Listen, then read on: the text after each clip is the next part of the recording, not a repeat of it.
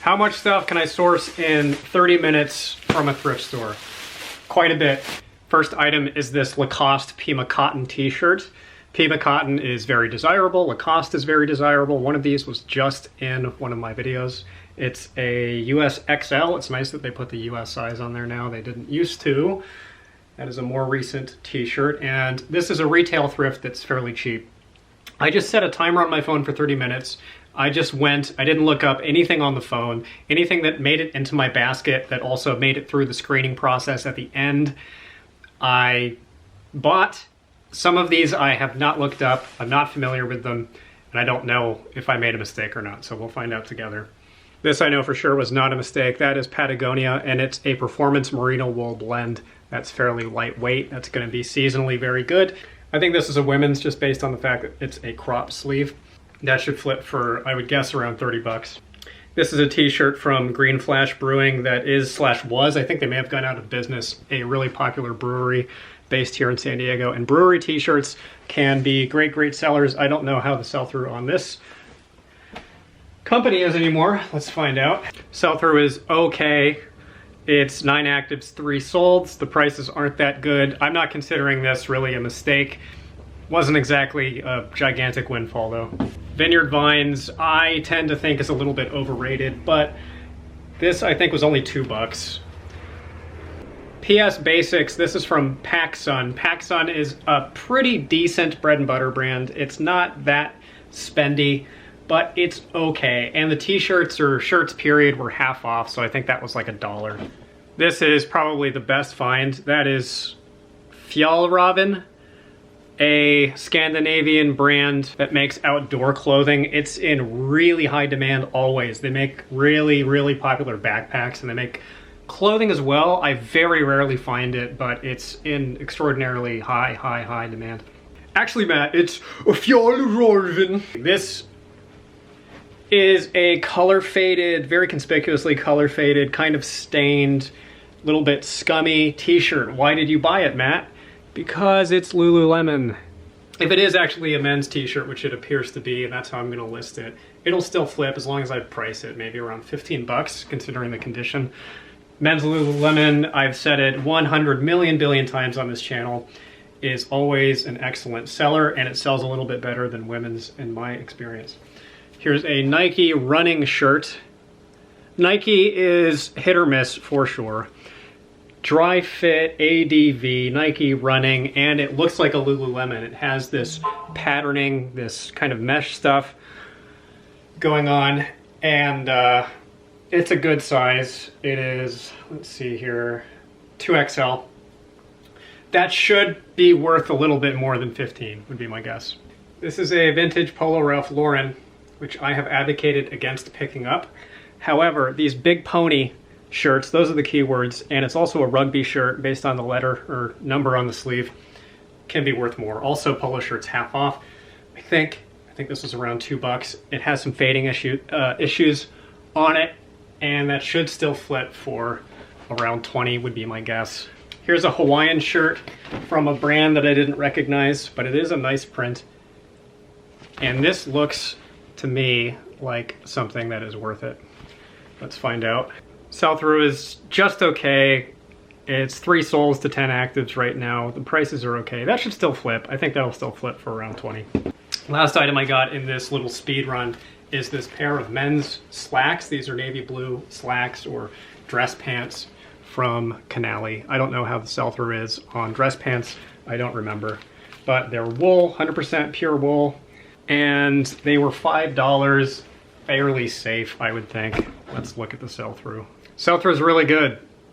Basically 100% sell-through, and the prices are pretty solid. Lot selling between 30 and 50 bucks, so yeah, that was as much a win as I hoped it would be.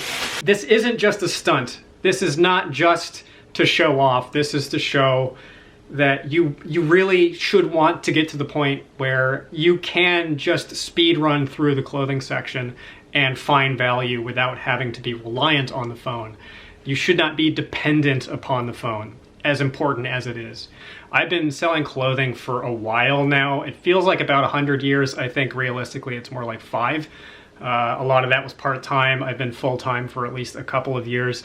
And this has been my life for, again, what feels like an entire lifetime.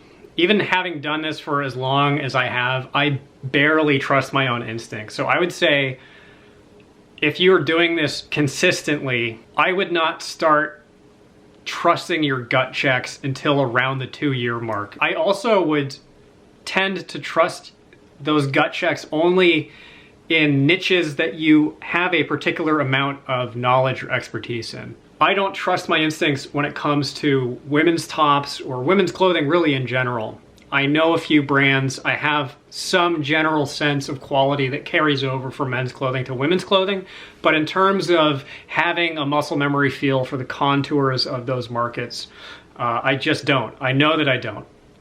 So I would not just go into a retail thrift environment and buy that stuff blind based on a hunch. So the situations in which I don't look stuff up on the phone: 1, slightly gimmicky YouTube videos. 2, if I'm in a situation like today where the clothing is just not that expensive. This was not a Goodwill. This was a little hole-in-the-wall place that's an independently operated thrift store. They have real, honest-to-God thrift store prices. I also don't look stuff up on the phone if I'm sourcing at the bins. Who cares if I make a mistake? That mistake costs me a little bit extra time in terms of how long it'll take to sell, because unless you really mess up and you buy something that's truly undesirable, it probably will eventually sell as long as you price it reasonably. As important as I think it is to look before you leap and to learn phone research, I think that skill or that disposition does need to sit on top of kind of a corpus of knowledge that you build over time. You have to have some actual fluency and literacy with the thing that you're selling. You want to get yourself to a point where you don't have competition anymore, where the field of competition just winnows out, and it's basically you and a few other people in your city that are true experts with clothing. And also, I don't feel that I'm at that big of a disadvantage when it comes to the screening of the thrifts themselves. I'm always going to be a few steps ahead of a Goodwill in terms of being able to spot value that they miss. They're going to catch the Lululemons and the Patagonias and price them at 15 bucks for a shirt. They're not going to catch the Fjolravens. Stuff is going to slip through the cracks with them that will never slip through my crack.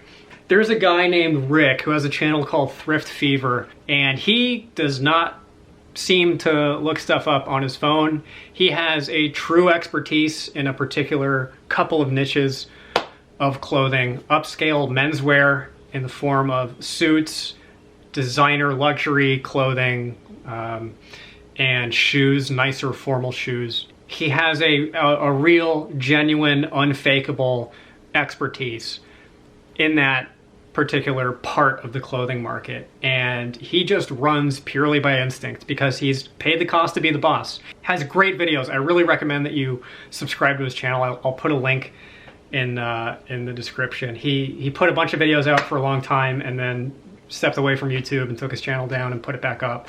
So he's only got a couple videos up at this point. But they're great, and very different approach to reselling than I have. In fact, he used to seem to take a certain amount of pleasure in selling clothing brands that I do not and cannot consistently sell well, like Tommy Bahama. That'll give you a sense of like where you can get with clothing reselling, but that takes even more time. I'm not up to that level of expertise, even myself. If you're flying completely blind, the Menswear Manifesto would be a good place to start. It's 330 men's clothing brands broken down in great detail. It's available for free / pay what you want, and there's a link to that in the description of this video. Hope it helps, and good luck. Thanks for watching.